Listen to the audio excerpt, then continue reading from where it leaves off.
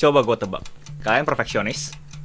Kalian idealis? Kalian tuh kalau kerja kagak setengah-setengah. Hasil kerja kalian selalu berkualitas.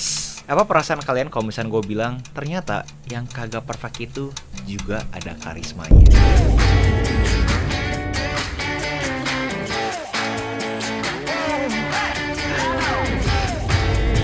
Hai para kreatif, buat kalian belum kenal, salam kenal dulu. Nama gue Agus Halim, dimana 2 hari sekali gue selalu upload video di YouTube. Dan semuanya berhubungan dengan industri kreatif. Kreatif negosiasi dengan klien, kreatif membaca buku, kreatif kripto, apapun yang sifatnya kreatif akan selalu gue bahas di channel ini. So buat kalian berkenan, monggo di subscribe. Hari ini terinspirasikan dari kalian yang minta gue bahas kesempurnaan. Doi komen bahwa sekarang banyak banget siswa-siswa yang dituntut kesempurnaannya. Dan menurut gue, kesempurnaan itu sering diasosiasikan dengan yang namanya kualitas tertinggi. Dan gue pribadi sendiri kagak percaya. Buat kalian warga kreatif yang udah lama di sini, pasti kalian tahu motonya gue, kuantitas bikin kualitas. Dan gue berasa ada satu buku yang bakal ngebantu gue untuk ngejelasin moto gue tersebut. Jadinya hari ini adalah Kultum, kuliah 7 menit.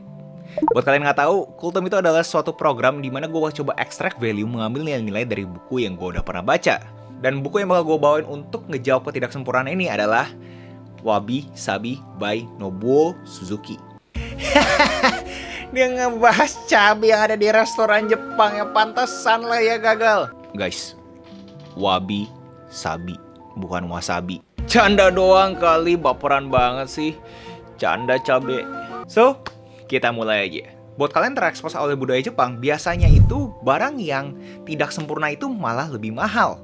Contoh cangkir yang banyak cacatnya itu malah mahal di budaya Jepang. Kenapa dibilang mahal? Karena dibilang merepresentasikan spirit Jepang, which is wabi sabi. Wabi sabi itu adalah dua kata yang berbeda. Wabi itu freshness dan rustic simplicity. Sabi itu adalah beauty atau calm. Gak ada direct translationnya langsung ke bahasa Inggris atau bahasa Indonesia. Tapi yang autornya ngomong, wabi sabi itu adalah the wisdom in imperfection.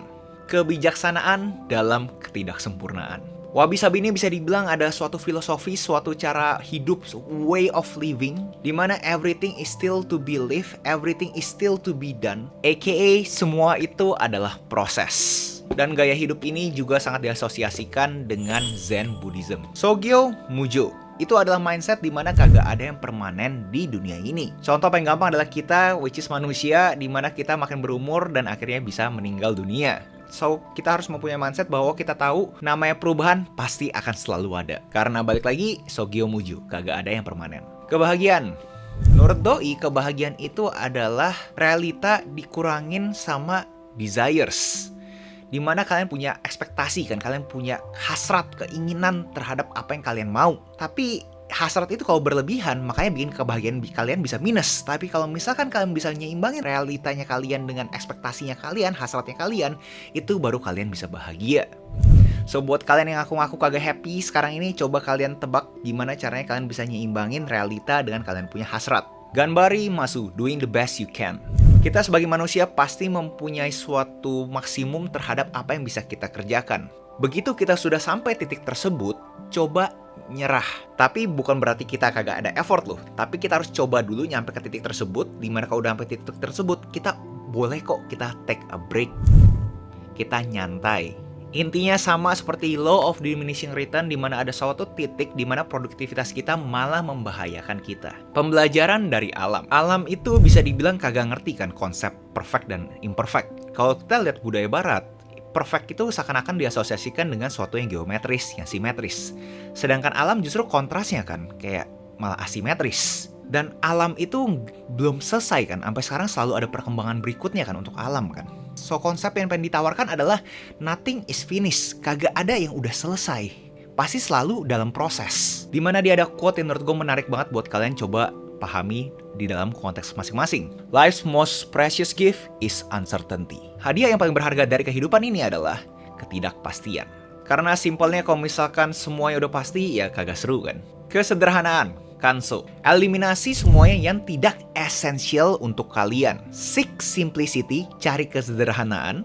Karena di komentar, kepuasan tertinggi manusia itu ada di kesederhanaan. Untuk menuju excellence, kalian butuh imperfection.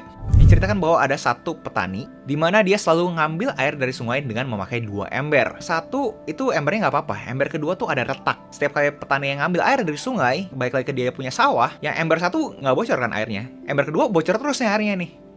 Nah Ember 1 ngomongin Ember 2, "Oi lu kerja yang bener dong, masa lu gara-gara lu jadi makin lama nih kerjaan gua." Ember kedua sedih dikatain kayak gitu karena karena emang gua itu nggak bisa apa-apa, gua tuh emang cacat.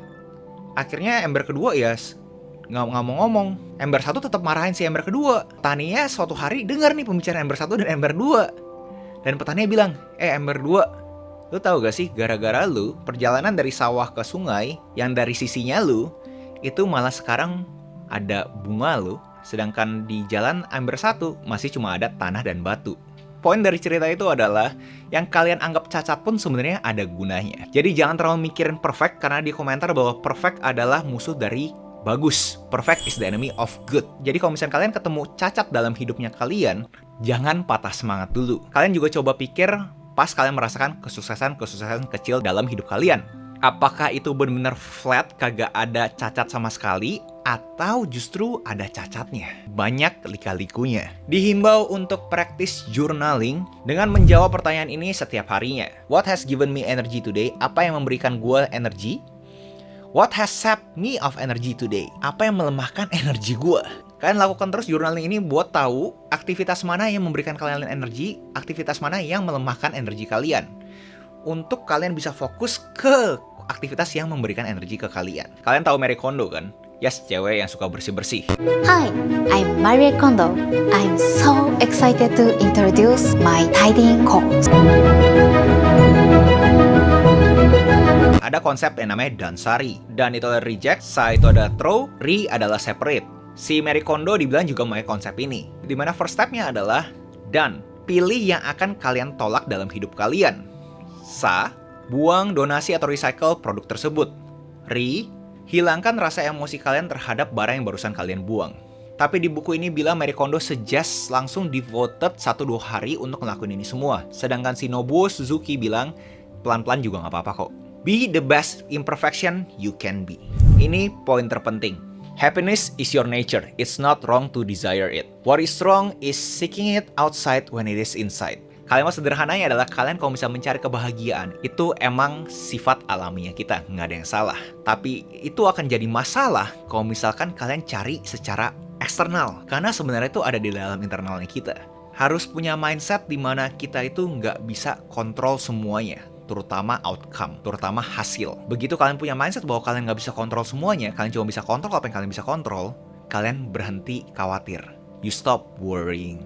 Peran antagonis gue terhadap buku ini sangat abstrak. Kita kagak dikasih definisi imperfect itu seperti apa, walaupun sebenarnya dia ada kasih tahu karakteristiknya, tapi kalau diaplikasikan ke kehidupan kita sehari-hari, kayaknya masih abstrak deh. Kayak apa ya kalau misalnya kayak contoh nih dibilang wabi-sabi itu adalah random. Kayak kita kagak tahu nih, kayak abstrak banget ya kalau dikontekskan ke kehidupan kita sehari-hari. Apa ya sebenarnya wabi-sabi itu ya? Kayak kita tahu dari mana apa yang kita kerjain tuh udah imperfect dan ada beauty-nya. Kapan kita juga tahu bahwa kita harus nyerah, kita give up, karena kita sudah melakukan titik maksimum dari kapasitasnya kita.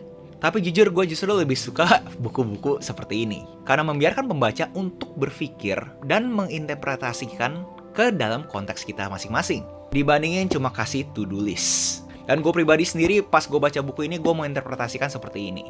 Imperfect itu di dalam konteks outcome.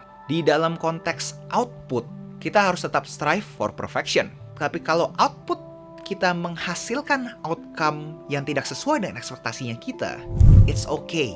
Kita harus bisa terima itu, karena itu nggak dikontrolnya kita kan. Dan kalau dipikir-pikir itu yang bikin seru kan. Uncertainty, ketidakpastian. Emang ini konsep sangat abstrak banget sih, tapi layaknya main game, kalau misalkan kita tahu hasil dari kita main game tersebut, makin lama makin bosen kan. Kita sebagai manusia butuh tantangan. Dan gue mau angkat topik yang agak unik buat gue. Kalian warga kreatif bisa bantu gue komen di bawah. Sebegitu banyak filosofi yang menarik dari negara Jepang. Kenapa mereka punya suicide rate, tingkat bunuh diri negara Jepang itu masih tinggi. Secara generik gue tahu bahwa working hours di Jepang itu luar biasa. Alhasil memberikan pressure yang berlebihan. Tapi kan mereka sudah terekspos sama filosofi-filosofi seperti wabi-sabi kan, kaizen dan macam-macam lainnya kan. Kenapa ya mereka punya suicide rate masih tinggi ya? Buat kalian warga kreatif yang tahu lebih banyak terhadap situasi ini, bisa bantu komentar di bawah kenapa suicide rate di Jepang masih tinggi walaupun mereka sudah terekspos dengan filosofi-filosofi hidup seperti wabi-sabi seperti ini. Dan seperti biasa ada book notes, catatan buku, link di deskripsi. And nextnya kalian mau kultum apa, silahkan komen di bawah juga. Itu aja, jangan lupa like, comment, subscribe, nyalain notifnya, share teman kalian, and I'll see you in the next video. Salam kreatif.